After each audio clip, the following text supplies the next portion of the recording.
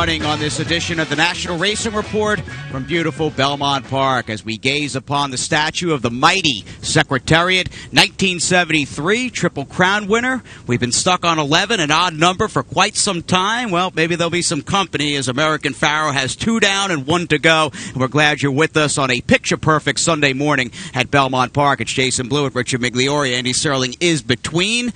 And the Preakness is in the books. American Pharoah handled the second jewel of the Triple Crown. Yeah, I feel as though every year Preakness weekend, everybody at NYRA sort of clenches their teeth, and we just hope to get through the weekend and hope that the Derby winner wins the Preakness to come here for an attempt at the Triple Crown. We got it this year. Well, we got it for sure. I know that we've had so many close calls or so many horses come here, and I know that I want to see it again so badly that I'm trying hard to separate what my personal desires are with what's logical. Yeah, well, you do have to look at these races logically, and we'll go to the Preakness and we'll try to talk about it somewhat logically. Right, it goes beyond a visceral feeling, and that's one of the beauties of the game as we have a field of 8 in Preakness 140. American Pharoah had the inside post. There's a lot that happens at the start of this race. Divining Rod gets left.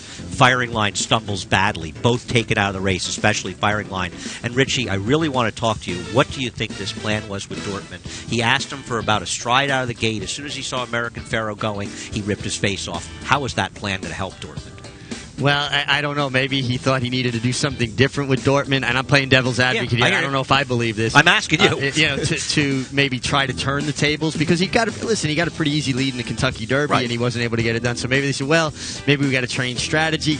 Obviously, Bob Baffert trains both horses. I'm sure he told both riders, look, I don't want you getting in each other's way, and then they had to sort it out, and Victor was intent on the lead. I mean, you could see he didn't break particularly great. He didn't break bad, but he didn't break great, but he sent him. But that was the opportunity for Dortmund to take control. And to be fair to Bob Baffert, Congaree and Medaglia d'Oro, way back in the Breeders' Cup Classic, 2 horses trained by Baffert. I'm sorry, one was Baffert, one was Frankel. I was thinking they were the same connections. Regardless of that, Dortmund's on the outside. I just feel as though, I don't want to knock American Pharoah, but I just felt so disappointed, and most of it had to do with the rain and then the disastrous start. Well, it is hard to kind of figure what the rain did to the other horses, to the track. Obviously, we know that American Pharoah's handled slop before.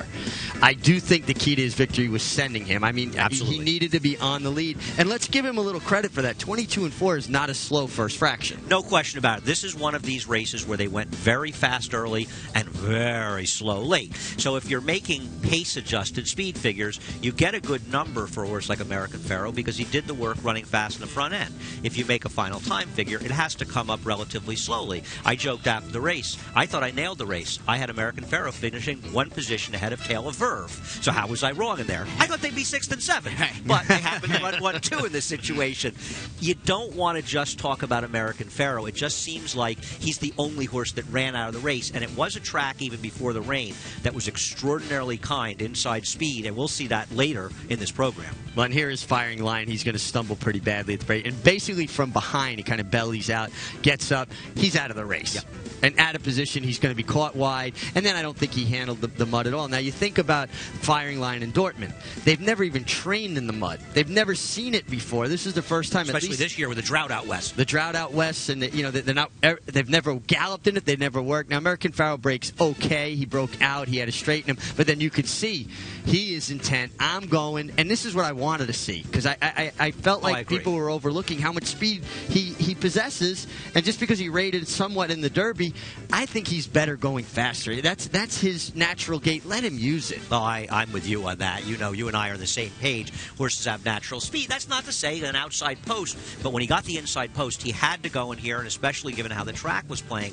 I don't understand the Dortmund tactics, especially considering they played right into the hands of American Pharoah, and it certainly blew up in Dortmund's face. And I think you can't overestimate, especially on wet tracks, how exaggerated performances can be, both in positive fashion, but also in negative fashion. And you look at Firing Line finishing 7th. When he stumbled badly, and he's 4 or 5 wide in the first turn out of position, you just put an X to him. You know he's going to finish 7th. Yeah, I mean, especially being wide at Pimlico, and he's spinning his wheels. And frankly, I don't think Dortmund handled the racetrack well either. I agree. American Pharoah was the one horse that was a true contender that really ran his race, handled the racetrack. I mean, that's what it appeared to me. Tail of Verve, he had the look of a horse like if you're riding him to get a check and other horses fall apart, you get that check, and somebody had to be second. Dallas Stewart's the master at getting a small piece of these Triple Crown races with impossible horses. I actually think Divining Rod ran pretty well in here because unlike the race at Keeneland where he had the absolute perfect trip in every position, he didn't break in here. He had to rush wide in the first turn. He went after the pace a little bit in the teeth of it, and I thought he did reasonably well to finish third. But you can't say that he gets the same figure, let's say, he gets in the race at Keeneland because of all the trouble he had, and that's why this race gets a 102 buyer, and I think that's being generous. Right. On a pace-adjusted race, it's much faster, but frankly, and I'm a big believer in speed figures, how much does it matter what the figure was or wasn't in this race? Well, I mean, that's a question for the two of you, because, I mean, you know, we always talk about this. I look at it a little bit different. Obviously, he's the one who handled the track. He was visually impressive to me, although the final time was slow. They did come home very slow. How do you even make a figure in a race like this, though, considering how the track trains so drastically? It's very hard to. I talked to Andy about it quite a bit this morning, and there were a lot of differences of opinions among people they talked to, but they settled on that figure. And here's the bigger question. Does this race mean anything heading to the Belmont, and what do you see as the potential stumbling blocks for this horse in the Belmont Stakes? But even if you put your finger over the Preakness, I mean, you're still dealing with the 2-year-old champion who won the Kentucky Derby, who's come back unbeaten as a 3-year-old. No, I agree. He's a sensational horse. To deny that is to deny reality. How good he really is, though, I have to say, is so much up in the air because he's yet to overcome any kind of adversity. Things just keep going his way. It's not his fault. He's a very good horse. But once again, eventually a stone gets thrown in their path. Yeah, well, I don't think the Derby had a great trip just because he did swing very wide. I mean, it was good, and he didn't have a straw in his path as far as overcoming that adversity. That being said, maybe he's just that kind of horse that makes his own trips. They do make their own trips, and the fact that he has tactical speed is always going to be to his advantage. But eventually, Smarty Jones was that kind of horse, and maybe they ganged up on him with a Preakness. I mean, the Belmont, maybe the distance got a little far for him. Maybe Birdstone really was a very good horse. We'll see what happens, because as of now, isn't materiality the only one going that Belmont that you feel can do him in? Yeah, but I just have a hard time seeing him win the Belmont in his 5th start. He just doesn't have the same foundation. Now, I know he ran a very good race in the Derby, but it's 5 weeks in between, and it's a mile and a half.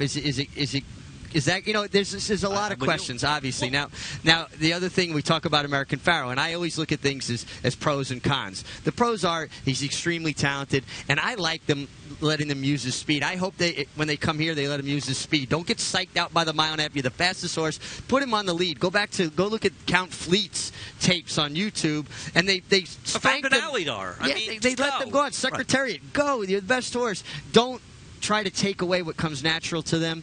That being said, the mile and a half is a question mark, but it's a question mark for everybody. And then the fact that he has fit so much racing in a short period of time. That's a worry. I agree. There's a real possibility of these horses that they come a little bit unglued. That's always the possibility. We saw it with Big Brown. Whatever the case is, it's going to be a heck of an exciting day here in 20 days. Right, talk about the build-up. This is the calm before the storm. BelmontStakes.com. Be a part of history. We await destiny and anxious to see what American Pharoah does regarding his training. Do they take him back to Churchill? Do they get him right here to Belmont Park to train with John Terranova? We'll see what happens. No, he's going to stay in Churchill, and they've said they're not coming here until the Wednesday before the Belmont Stakes. All right, buy tickets now, BelmontStakes.com. A lot more regarding the third, final, longest, and oldest leg of the Triple Crown, the Test of the Champion. You can be sure of that over the next 3 weeks or so. But we have got to get to the other Preakness weekend stakes down in Pimlico, including Javier Castellano stealing Friday's Black-Eyed Susan.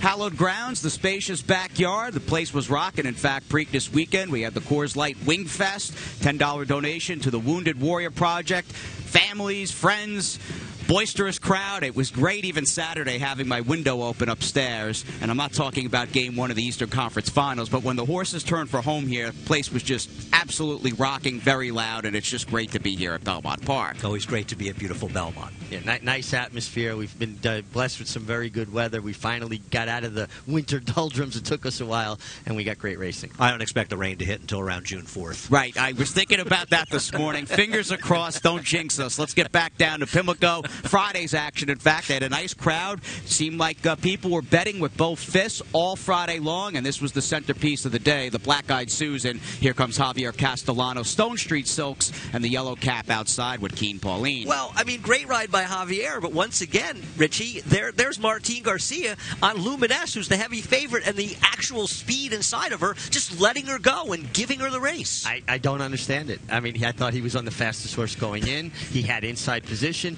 and he just basically said, here, go ahead, take it. And his filly wanted to go on. It wasn't like she wasn't cooperating to show speed. In fact, they got into a fight. He rated her into submission. Well, here's the question, and Jay, feel free to jump in on this.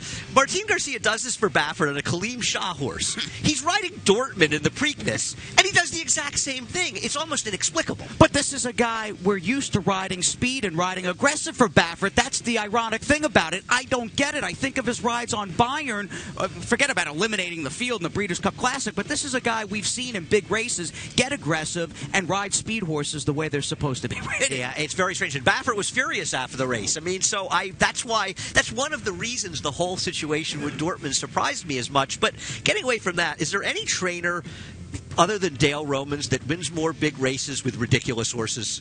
Well, he's not afraid to take a shot. And you know what? She did have speed, and I'm sure they said, come out running, get your position going forward. and it paid off. And by the way, she looked spectacular. Her physical appearance was spectacular, but then she stole the race. I mean, I would have been so mad if I trained Luminance, because you took away what comes easy, and this was a lot more glaring to me than Dortmund. Dortmund, he did take some hold, but this was like he got into an out-and-out fight with her. This was preposterous. I listen, and I didn't bet Luminous. By the way, I didn't like the horse at all. I bet the horse that ran second and fourth here. And let's talk about Include Betty. Include Betty ran extremely well. She's coming from last on a track that's kind inside speed, behind a slow pace being set by the horse who eventually wins the race. And she circled the field from last and finished second. This Include Betty, who's the only horse out of Kentucky Oaks to run in here, had trouble in Kentucky Oaks. She's a kind of horse that just keeps showing up. She's legitimate. Yep. I mean, she tries and she runs, and you got to think that one of these kind of races, maybe the Alabama, will suit her too, because she keeps coming. She doesn't take a backward step. I agree. I like Include Betty. I mean, she's obviously not super fast, but frankly, there aren't a lot of super fast horses in this division. Well, maybe that's what makes this division somewhat endearing outside of Lady Eli on the turf, because there's just so much parity, and it seems like you run one big graded race for the 3-year-old fillies on the dirt, you get a different winner just about every time. No, I agree, and you feel like it bodes well for the Mother Goose, the coaching club, and the Alabama races that at times have come up with disastrously short fields, often because of the presence of one dominant horse. Anybody that's avoiding those races because they're afraid of a horse this year isn't looking at the past performances. Right. Well, they need to take a page out of Dale Roman's playbook. Well, that's the thing. Dale's not afraid to run him. Or even Dallas Stewart looking at Taylor Verve, Golden Soul, or a commanding curve on the big stage. Well, good job by Dale Romans and Javier Castellano. 21 graded stakes on the year and counting. We are not finished with Javier yet. In fact, let's get you back to Friday's Pimlico Special as Todd Pletcher and Javier scored a 6-5 win, a very popular victory with Commissioner, who's healthy and back on his game as a 4-year-old. An excellent handling by the connections of Commissioner. Yes. They pointed towards a race they knew wasn't likely to come up that strong. The fact that he was able to rate and didn't have to run off the front end, this horse has improved, but he's also being spotted properly. Absolutely, but they've given him that opportunity to improve, to develop, and they didn't put Mike Tyson in against real tough fighters. You want to build to that, and I'm sure Commissioner's building to that now. A really great rider by Javier Castellano. This is a horse, reminds me of riding a bicycle a little bit. If you don't pedal, he kind of tends to idle, and he put him into the game, got him in the bit, then was able to sit, rate a little bit, and then set him down. I mean, Javier's just doing everything right. He is, and I like seeing a horse that finished second and a big price in our Belmont last year prove to people that think somehow the Belmont is a bad race for horses, prove to them how wrong that notion is. And also, I think Jay and I can finally give up on Transparent. Yeah, Transparent is just too inconsistent. When he meets the right kind of field, and I'm talking about inferior allowance horses in a field of 4 or 5, he's capable with a big fig. Of just dropping your jaw and getting a 108 buyer. When he's in against semi-real horses, he's nowhere to be found. And he had an absolutely perfect trip in this race as well. How about Vijak? Let's mention him. I get he was almost 9-1 in a 7-horse field. It just upsets me that this horse is continually entered in route races around 2 turns. Last year, when they finally did the right thing with him, they got good good results. This year, he's running in races like the Charlestown Classic and the Pimlico Special. Yeah. Enough said. Yeah, it's an owner and trainer's responsibility to set their horses up to succeed, not to set them up to fail. Like Vijak as well. Hopefully he's back to one turn. We'll be seeing Commissioner in either the Brooklyn or the Suburban later this meet at Belmont Park. This entire second segment is all Javier Castellano. 4 consecutive wins. Let's get down to Ironicus, Whitecap, who splits horses. What a ride here in the Dixie. Yeah, it's hard to see what Javier did here without watching it in more detail, but he was well behind the field, and he was thinking of swinging out wide in the turn as there were 2 bunches of 4s and 5s in front of him, and he said, I can't do that. He ducked back to the inside and got it done. This was a brilliant ride. This was a brilliant ride with a horse that finished like his tail was on fire. I mean, he really finished the deal. And, when you're in that position and you're looking at everybody stacked up, you go, well, I can't win if I go around, so I got to take my shots. He looks up, he sees Joe Bravo getting through on a long great shot. ride, too. He gave a great ride, too, just second best. 2 terrific rides there, and Javier Castellano just continues to make all the right moves. And how about a little vintage Shug? Taking his time with Ironicus, running him in a bunch of allowance races, and this horse just keeps taking a step forward every time he leaves the starting gate. Well, he was flattered when he had a tough trip and finished second at Keeneland to a Bill Mott horse that came back with a nice win here this week. Sycamore Lane, who's improving, and Ironicus, that sort of tipped his hand a little bit. Up with the Birds was first time for Graham Motion in this race, finishing 3rd. First time I've seen him with a horse for Samsung. He may have run the best race of anybody because he had the widest trip, and he was the only one that didn't save ground that was really finishing. Yeah, and is it unusual for him to be that far back early? I thought he was a horse that usually ran up a little closer. He used to be a little closer. I think he was compromised by his 10 posts in this race. This was a very tough race to get position, and Javier was helped by his inside post and then his instincts. We continue on with Javier Castellano from Shug McGahee to Chad Brown, however, and we'll get on with the fillies and mares and the Gallarette handicap. Morning line scratch of Hard Not to Like. Didn't matter with What's the Chances, who was full of run late and picked off Emotional Kitten. Tell you, watching a lot of these races, especially in the dirt, obviously speed was good, but horses saving ground with speed seemed to dominate some of the turf races as well. What's the Chances? I mean, she exploded by. These aren't killers in here, but Chad Brown's a guy who's won this race a number of times.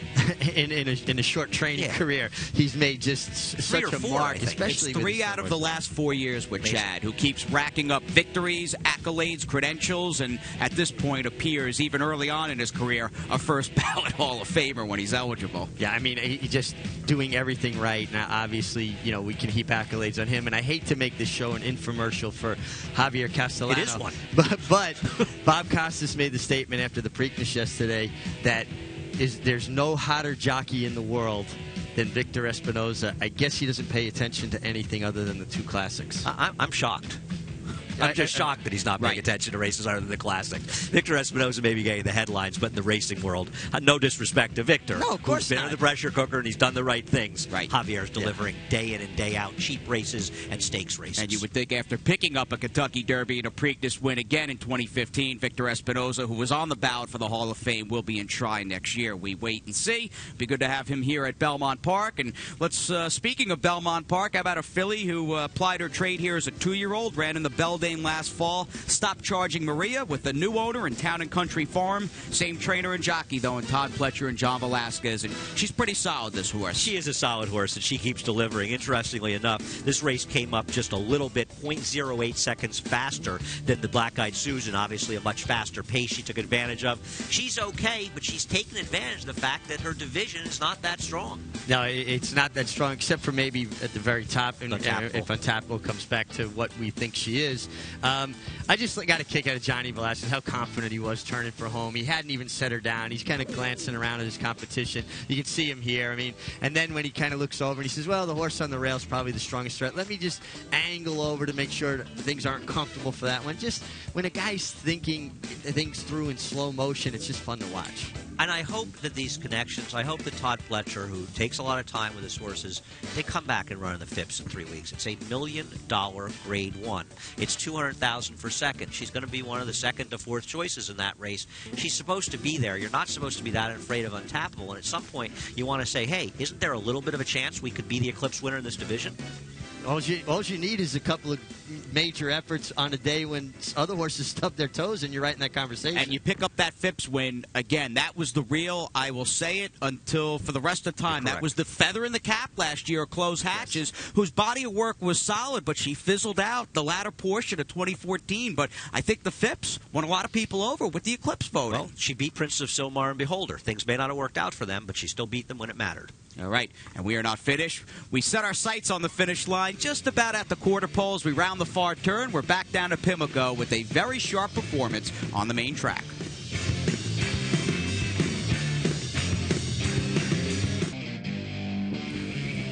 Summer starts here, Memorial Day, May 25th. Just about a week away, the Big Apple Showcase Day, round number 1. We've got 3 select and restricted New York bred stakes days, and that'll be the first one, Memorial Day. Make your plans to join us here at Belmont Park. From Belmont back down to Pimlico, we're in the home stretch on this show. We got a few more, beginning with the Maryland Sprint. Defending winner Happy My Way is inside, and he will not be able to fend off Sandbar for the Ramseys. And the only horse who was able to make up any ground in this race was the second finisher, Service for 10, who got a perfect ground-saving ride. But Joe Sharp may claim this horse for 20 or 30,000 and has just done a tremendous job with him. Don't know that we got a True North winner, but he got it done here. He got it done here. I think Happy My Way probably kind of tipped his hand that maybe he's just not quite the same horse this year that he was last year, because if he would have made that kind of lead last year, nobody would have beat him. Against a field like this, with all due respect. I cannot disagree with any of that. All right, Joe Sharp doing well. 55 wins and counting. He's batting 25%. Just 30 years old, and a former assistant to Mike Stidham and Mike Baker, and grew up in West Virginia, not far from Pimlico, in fact, and this was a huge win for him on Preakness Day. I'm sure it was. You know, an amazing stat. He's been training his own for 8 or 9 months. He's already claimed 61 horses this year. Unbelievable. The guy is claiming an average of about 7 horses a month. I would have never known that stat, but I think it speaks to how much confidence his clientele has in him. They're giving him basically carte blanche to go out and get horses. Right, claimed one here Saturday. It didn't work out with 62. Media Kid. And, make it 62. Claimed Media Kid off Tom Morley. In fact, that horse did not run well. We'll see if he can pick up his game for Joe Sharp as we stay at Pimlico and we get on to the 3-year-olds turning for home in the Chick Lang. I like the runner-up in this race. Victory is Sweet. I think he's pretty good. I thought Victory is Sweet might have run the better race. They certainly both ran, but once again, I just hate being like a broken record. I want to see races where positions get changed a little bit more. These weren't 2 heavy favorites. Maybe they're the best 2 in the race, but we saw too many races at Pimlico over the weekend where nobody really made up any ground and then stopped charging Maria. It's a great point. I was just struck with the fraction, the first fraction, 22-2 at Pimlico. That is flying. There's no run up onto the break. So you see good horses like Happy My Way go 23. It's funny that you say that because I bet a closer in this race, and it's not Sour Grapes. My horse was nowhere, but I saw the 22:45 first fraction. I went, "Ooh, good! My horse they're going to be collapsing up front," and they just never stopped. Yeah, no, they never stopped. And listen, they're fast horses. Blame Jim, who's a fast horse. Johnny Velasquez left with the intention to get position. He got outfooted, and then I thought he was unhappy with the kickback. He never seemed comfortable. I agree with that as well. Listen, let's see. Take a shot in the Woody Stevens with him. Maybe they are that good. Maybe they are. 3 weeks from now, Steve Asmussen has won the Woody Stevens in the past. Posse, in fact, over that good Franco horse at the time and Midas Eyes here in the slop. I think that was Belmont Stakes Day 03 in a pouring, driving rainstorm. The Miss Preakness, though. What? No, there's another Asmussen horse, I think, for the Zayats that won it, too. Didn't he win in the slot? JBK. I think he may have won JBK. May have been another horse. The Miss Preakness Stakes. Let's talk about Stream Song, who finished last on the rail. Keep your eye on this poor horse who got badly studied out at the start. This horse just gets put over the rail in the race. Yeah, I mean, and you understand when you get left, well, you want to save every inch of ground. And honestly, he had room to get there. And, wow, it just got ugly quick, didn't it? Jay and I were watching on TV, and both of us were concerned and glad to see she finished and nothing happened. Irish Jasper, though, comes through on the inside. Perfect ride by Kendrick Harbush. You want to win Preakness weekend down at Pimlico? You need to prep during the month of April at the Big A, and Derek Ryan did that last time out. Yeah, this is the horse that there were so many incidents during the run of the race, and we all kept saying, this horse could have won, that horse could have won. Maybe Irish Jasper should have won that day, and she proved best again. I love these one-run sprinters and a horse that'll rally through traffic the way she will. And Kendrick Carmouche got off to a little bit of a slow start at Belmont. I think it took him just a few weeks to figure everything out here, but I think he's riding tremendous. Well, I like the fact that he had the confidence to stay here, and I think he's learned a lot as he's come along, and he's getting better and better. And, listen, we say it all the time. The more good riders we have here, the better. Let's move on to the 3-year-olds once again. Congratulations, Kendrick Carmouche, Derek Ryan, and the second major stakes win Preakness weekend down in Maryland for the Juddmonte Stallion First Defense. We'll check out his other win, First Defense, in the Sir Barton Stakes is Bob Baffert, Fame and Power. Again, this goes back to your point. Not much movement from the back of the pack in the Sir Barton. Well, in this race, Martin Garcia had no problem going to the front and setting a very rapid pace in here and controlling on the front end. And he's a nice horse, but the horse, Donworth, who finishes third, is the only one that was outside. He was 3-4 wide a good part of the race. In fact, Joel took him 4 wide the backstretch. If we had more time, you and I would talk about it. He's been unlucky in 2 straight races, Richie. Yeah, he has, and he got a bit rank on the first turn. I think that's what led to him kind of having to put him out in the clear because he was going to run up on top of horses. I thought he ran really well. I mean, he's a horse that's, probably his form's starting to look a little muddied up now, but he obviously is a good horse. And getting back to Martin Garcia, that's the Martin Garcia that we come to recognize, right? And this is why, when he gives the perfect rides like this, it surprises us when he performs in a different fashion. And you don't want to take anything away from the winners, but you have to look at the whole fields. And I think we all feel that out of this group, if any of them emerge in the second half of the season as great stakes winners, Donworth leads the pack. For Grand Motion. Run him back in the easy goer, maybe? We'll see. Yeah, I'd like to see him one turn here. I think it'll just lend itself to a better trip for I him. completely agree. It'll take away any disadvantage he's had in his other races. All right, here's the 2-minute warning on the show. We have got one more to take care of. It is the James Murphy Stakes on the turf for the 3-year-olds, and a $12,000 2-year-old purchase by More Than Ready pulls off the upset. And this horse is undefeated, and he was 3 wide the entire way around the track. I know nobody gained much ground in here, but he did all the dirty work being on the outside and won. And I thought this was a fairly impressive performance within the race. I thought so too, and just More Than Ready. How good a stallion is he? It just seems like he throws consistently these kind of horses. It seems like More Than Ready was such a good horse that even though he spent most of his career running too far as he tried to pursue Triple Crown races, that he still had a good career, but apparently he was definitely better going shorter, and apparently from his offspring, he might have been a monster on the turf. You have to think so. I mean, I got to ride him in the Haskell, and he kind of loomed up, and he looked like a cinch in that. Yeah. I was watching it. I'm rooting you home at the 8th hole, and he just couldn't get the last part. The mile and an eighth. It just couldn't, just a little too far. But was able to come out of the Haskell. Unfortunately, I don't think you were aboard in the King's Pat Bishop. Day rode him in the King's Bishop. Pat Day for Todd Pledger. Well, they had to get a good rider for the King's Bishop. Well, listen, I get it. Mig's okay, even though you got Wait a While beat first time out. Oh, I did. Wow. Yeah. An iron deputy. I thought I rode him. All right.